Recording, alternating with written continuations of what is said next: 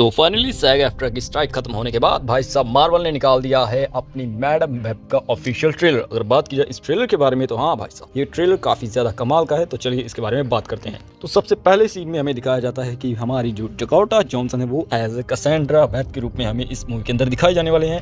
And वहीं पर हमें पता चलता है कि भाई साहब ये एक पैरामेडिकल भी हैं एंड साथ ही साथ किसी को बचाने के चक्कर में ये भाई साहब मर जाती हैं, लेकिन फिर से किसी रीजन से जिंदा हो जाती हैं।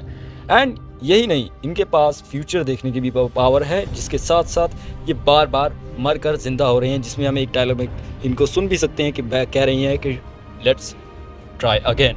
एंड इसी के साथ ये साबित हो जाता है कि भाई साहब ये फ्यूचर में भी ट्रैवल कर सकती हैं, लेकिन ज़्यादा नहीं, मल्टीवर्स के साथ। क्योंकि यहाँ पर हमें इनके एक शॉट में दिखाया जाता है कि हर वेब्स कनेक्ट्स विद ऑल। इसका मतलब ये है कि ये शायद हर एक मल्टीवर्स के स्पाइडरमैन के साथ कनेक्ट कर सकती हैं, जिनकी साइकिक पावर काफ़ी ज़्यादा पावरफुल है। एंड वहीं है हमें दिखाया जाता है कैसेंड्रा वेब जो कि एक होटल में जाती हैं या फिर कह लीजिए एक रेस्टोरेंट में जाती हैं मिलने के लिए 3 और कैरेक्टर के साथ, जहां पर हमें स्पाइडर वुमन, स्पाइडर गर्ल और साथ ही साथ अरीना भी दिखाई जाती है, जो कि आगे चलकर हमें आने वाले फ्यूचर में हमें न्यू स्पाइडर वुमेंस की एक कह लीजिए एक आगे आने वाला जॉनरा देखने को मिलेगा। वो इन फ्यूचर होगा, लेकिन अभी इनके साथ मिलने के बाद भाई साहब हमारी जो मैडम वेब है वो उन्हें समझाते कि उनकी जान खतरे में है, क्योंकि इज़ेकिएल आ रहा है उन्हें मारने के लिए। लेकिन अगर बात की जाए तो इज़ेकिएल एंड मैडम वेब के बीच में थोड़ी सी हो रही कन्वर्सेशन के बीच हमें ये चीज़ पता चलती है कि इज़ेकिएल कहता है कि तुम वो नहीं जानती जो कि मैंने देखा है। इसका मतलब वो भी फ्यूचर में टाइम ट्रैवल कर सकता है या फिर फ्यूचर देख सकता है, जिसकी वजह से वो इन तीनों को मारने के लिए आ रहा है। इसका मतलब ये है कि आगे आने वाले फ्यूचर में ये बहुत ज़्यादा खतरनाक हो सकती हैं। एंड उन्हीं को रोकने के लिए हमारा जो इज़ेकिएल जो स्पाइडर है वो आया है इन तीनों को मारने के लिए पास्ट में।